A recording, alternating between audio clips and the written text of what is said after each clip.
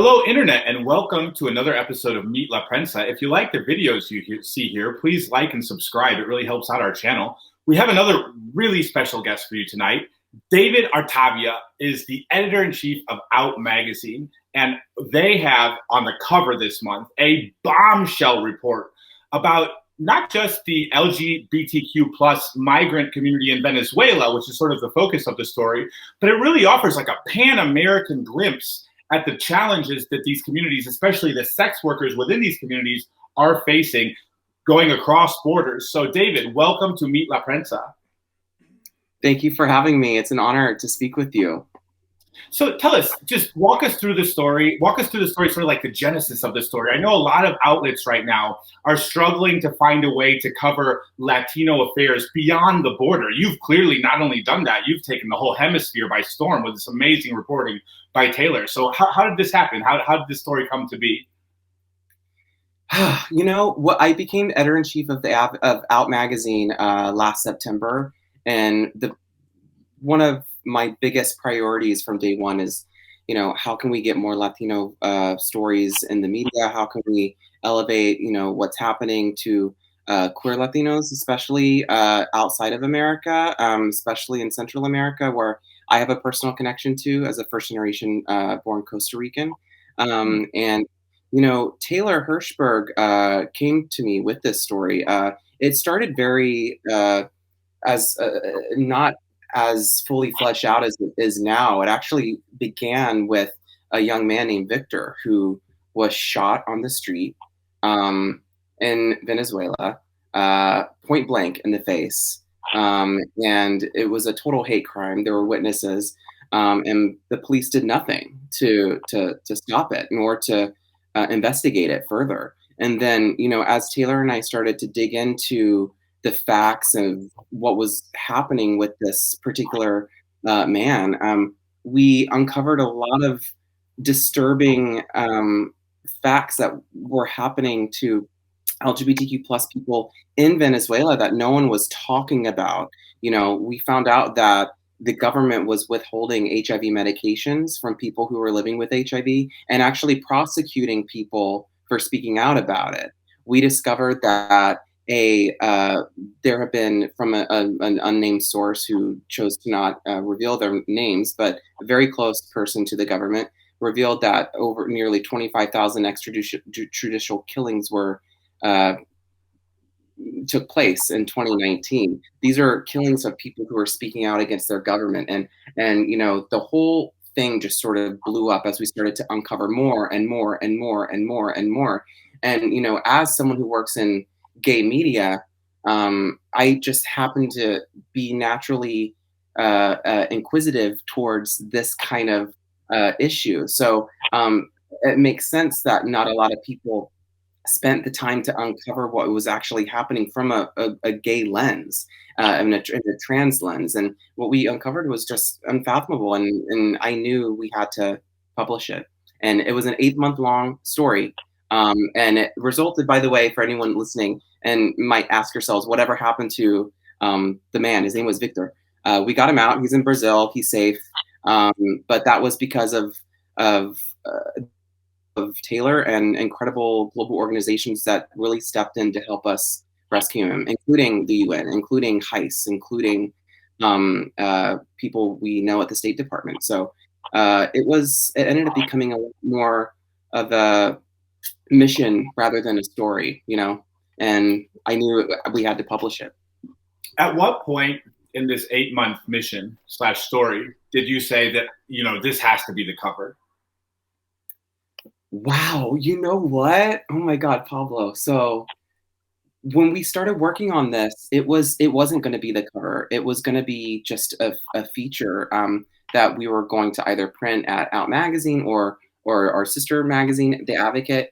And as we started to uncover this a little, we started to understand how the magnitude of what we were challenged with. I knew that it had to be the cover because it was a statement. Out Magazine, we are a fashion and lifestyle and culture magazine. And I knew that it would make a dent because it's because it's something that is a little bit off course, just a little bit from what our brand has been for the last several decades.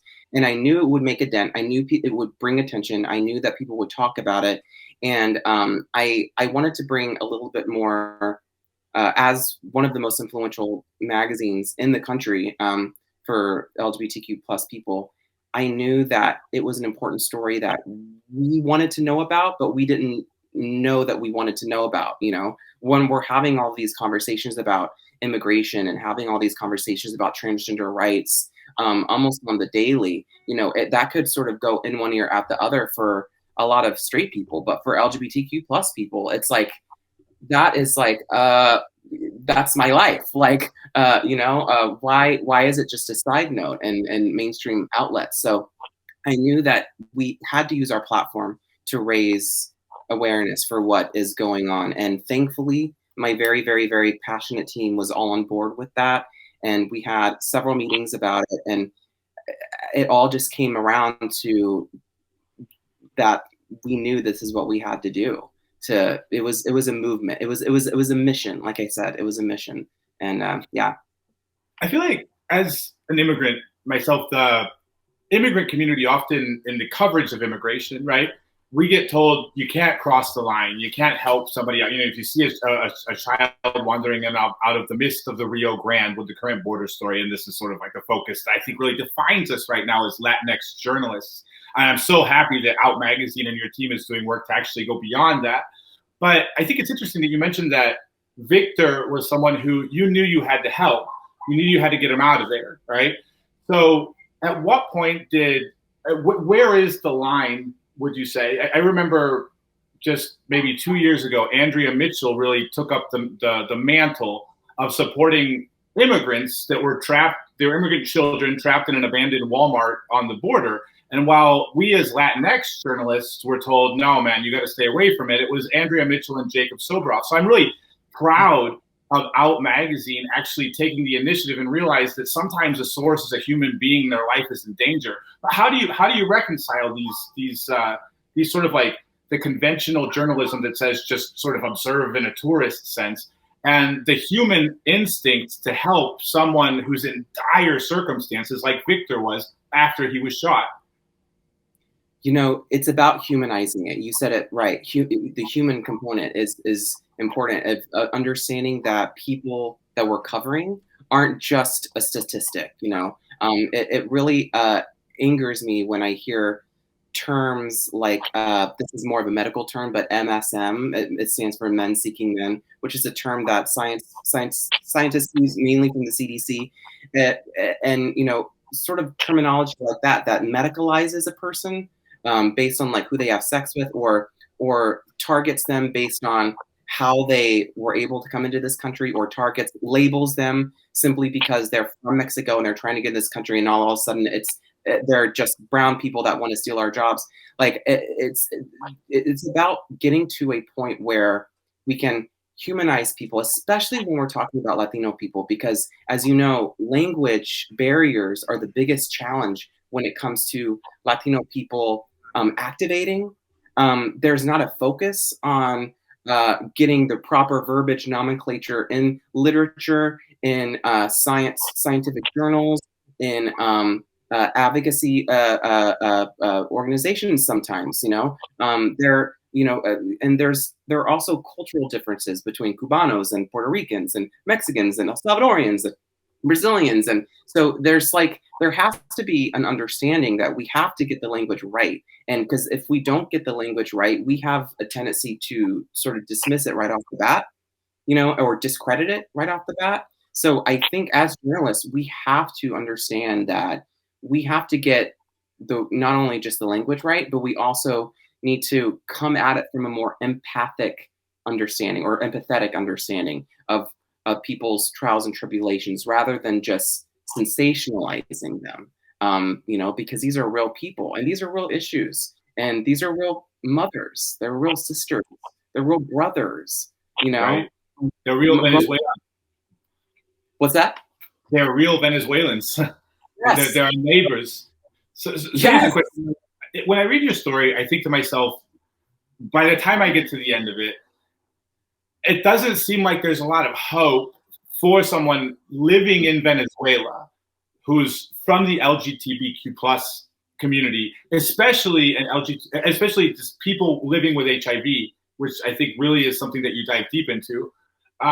Is Venezuela redeemable, or should people leave? I mean, like, if they can, like, what's the, I mean, I guess sort of like, what's the takeaway if I'm a Venezuelan American and I have relatives down there who are suffering under the yoke? Is this, I mean, the amount of extrajudicial killings going on there is astonishing. But when we really dive in, and some of these sex workers in particular that Taylor was able to interview, holy smokes, like they named their bruises after the police that beat them. That gave me goosebumps. So what's the takeaway then for someone looking for like an action item, if you will, beyond maybe sort of donating to the nonprofits that are mentioned in the story and such? Is Venezuela a failed state for LGBTQ plus citizens there? It's not a failed state. That's the beautiful thing, is that whenever I was interviewing all these people that we were brave enough to go on the record and show their face, and Taylor was traveling while I was behind my desk, you know, just biting my fingernails because, you know, my job, I can't leave my desk at any time of the day these days. But, you know, the biggest takeaway that I got from this people there is that despite everything that happened, despite people being government officials knocking on their family's door asking where they are, despite the government literally not giving away passports to people unless you bribe them, despite the government literally basically closing their borders unless you like sneak away on a ship or a plane, or you find despite the economy just collapsing literally in a matter of a decade. It was a completely different world. Despite all of that, they still love their country and they want it back. And that's what gives them hope, is that they want their country back. You know, this was, at one point, Venezuela was leading the game in Central America when it comes to LGBTQ plus rights. They were just on the precipice of that. And then in the 90s, just the regime took over and things just started happening almost overnight. And in a matter of 10 years, the way that the economy was structured and the trickle down effects that it had, people started losing their jobs, businesses started closing down. You know, Venezuela was making a shit ton of money with oil. And, you know, the citizens who are there now, they know what Venezuela was. And their biggest prayer to the journalists that were there to speak to them was that all they want is for the world to know what's happening. You know, Tamara Adrian, for example, she's the first transgender politician to be elected in the country and the second in the entire Western Hemisphere. Wow. She is amazing. She has like a film about her. She's an icon in Venezuela. She was telling me that, you know, they're not even giving out hormones to the transgender community, and some have even started to take horse hormones.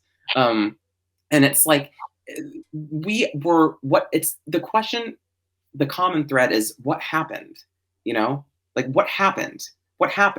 It's like we can't have amnesia about where we were going in Venezuela and where now. We can get back there. It's a matter of getting the attention to the White House. You know, right now the story is getting fanned around the Biden administration. I'm talking to people. I keep demanding. This is the power of journalism too. We sometimes, whether we want to realize it or not, sometimes we are people's only hope to make change. You know, I want the Biden administration and elevate these stories. I want them to make real significant change, not just a tweet, you know. And Biden has been doing a lot more than Trump was doing, but there is hope for Venezuela. There is hope. It's a matter of demanding the government to change. And, you know, the government has filtered and suppressed the narrative for far too long, and it's not going to take for very long, because people are getting angry and they want change and they want it now. So beyond the hashtagtivism, if you will, that is so easy to do. It's so easy to retweet somebody. It's so easy to share something with a hashtag or something like that. What is then the ask of the White House tomorrow? If you had a meeting with Mr. Biden or with Vice President Harris, who would you need within the sort of interagency network of the United States government to make sure that people like Victor do have the strong arm of American protections where they most need it? Like what are the agenda? I know this goes beyond sort of like the confines of conventional journalism, but having really, I can tell, really come to understand the hemisphere when it comes to this issue in a way that I've never seen any. Like most people, like I was saying before, they think of immigration, they think of the border, right? Most people, they think of Latin America, they want to talk about, you know, Hugo Chavez if they're talking about Venezuela, who's been dead for years. You actually have a very good sense of what's going on the ground right now with some of the most marginalized people in the hemisphere. So you're sitting in front of Mr. Biden tomorrow. What do you tell him? I say Venezuela is depending on our silence. They want us to be silent. They've been silent for so long, and that's been their only game, is to stay silent. So we need to get loud. First of all, I think people respond, especially governments respond to pressure. They respond to, especially if it's from the American president. I think that, there are a lot of countries that are trying to get into Venezuela right now, Russia and China being one of them. They're trying to get that oil. They're trying to play their game as well as they can. But the problem is also not just about Venezuela. It's also about our immigration system as well, which is another theme in the story too. It's about what are we doing wrong with our immigration system now?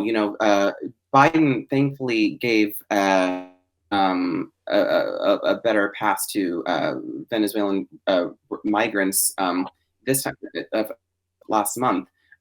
But there are real problems with the immigration system in host countries, because a lot of times it's hard to find a community of immigrants, because if you're gay and you get kicked out of and you leave your country or escape to save your life, and you come to America and you meet all these immigrants, they're also coming from countries that are incredibly homophobic. So it is sometimes even harder to find a community when you're an immigrant. There's so many things wrong with the immigration system. I think when it comes to Venezuela, this needs to call a spade, and he needs to just call out the country itself and demand transparency and demand them do better for their country. Next to China, Venezuela is the number 2 country in the world with the most asylum seekers. That was unheard of. Here, like in the world, like who are coming to Venezuela, seeking assignment in Venezuela. Like the number of people who are leaving Venezuela, the ratio. That's just staggering. You can't. It's just fathomable. If you knew what Venezuela was like before 10 years ago, it's just unreal. It happens so fast. So we have to stop depending on Venezuela's silence to be their biggest armor. We have to call it out. And I think Biden just needs to do more, not to fix the system, but to actually get people on their toes to make real change. So, David, this is something we ask all of our first-time guests. Why journalism? What brought you into the craft to begin with? Oh God, can you tell by my stuttering passion? No. God, it was so funny because I was an actor first. I started off as an actor, and I sort of realized that I was just a writer that thought he wanted to be an actor. And I started ghostwriting for a while, and then I got an internship at the Advocate magazine in 2013, and I remember it very, very, very vividly. I was covering the Supreme Court case where the DOMA case, which brought marriage equality to the law of the land, and I remember watching my colleagues and how the the look on their face, and one of them specifically, who was on the masthead for over 2 decades, said, "I never thought this would happen. I literally never, ever, ever thought this would happen." And I just kind of realized how powerful journalism could be at that point. And so I always say journalism found me. You know, I found a purpose in the work. You know, oftentimes journalism is kind of thankless sometimes. You know, you can, especially if you're working as at a magazine and you're interviewing celebrities all the time, and you're interviewing, you know, fashionistas, and the next day you're interviewing like this great politician. But you know, you notice that because whenever people share stories, they typically share the outlet or the photographer. They don't really share the writer, even though they did all of the work. So everyone watching, please tag your writer if you ever get covered on anything. Anyway, I found a purpose because I realized then that, you know, we can make world change. And if it's not for us, people, the public, you know, wouldn't know what's going on. You know, I always tell people, like, you know, you don't know Joe Biden. You've never met Joe Biden. You've never met him. You never met Julia Roberts. You've never met these people. You know them through the media, right? Like, you know them through a really great interview or a really great write-up that you did. You know, that's the power of just media in general. You know, people forget that it's not just a window, it's a door into how we make our decisions and how we associate this to that, how we vote. You know, we're giving information. That's why it takes such responsibility as a journalist to, like, know that you are properly trained. You have your skills are, your craft is checked. You know how to fact check. You know how to do your craft, because it is a huge responsibility to get it right, because people do depend on us. That's why, you know, we are in the Constitution. And so, right first, number one in the Constitution, freedom of the press. Yeah, baby. So, last question. You mentioned writers that basically are underrated. You know, other people get tags. Writers don't always get tags. This is your opportunity to tag some people and who deserve it, who aren't getting the recognition they deserve. David, who are the most underrated workers in the American news business? Oh my gosh. Well, I would say definitely follow Out Magazine. It's at Out Magazine. I would say Pablo Manriquez is also someone you have to follow. I'm pretty sure everyone's following you already. But I would say, you know, there's just a lot of really great editors at my company that just deserve just all of the work that we're doing is so incredible. Tracy Gilchrist, who's the editor-in-chief of The Advocate, Michael Street, who is the digital director of Out Magazine, Diane Anderson-Minchell, who's our editorial director, Neil Broverman, Daniel Reynolds, you know, incredible Brandon Gomez at NBC or CNBC. You know, there's so many Latino amazing people in the game that are, like, hardly given the credit they deserve, because for some reason I feel like our Latinness sometimes has to be code switched when we're writing for mainstream publications. But, like, the cool thing about social media is that we can say whatever the hell we want to, for the most part, without getting fired. So it's like we can just go into town, and that's one of the good things about social media that I happen to love, even though it's, like, you know, it's bad as well, and also probably unhealthy for mental health.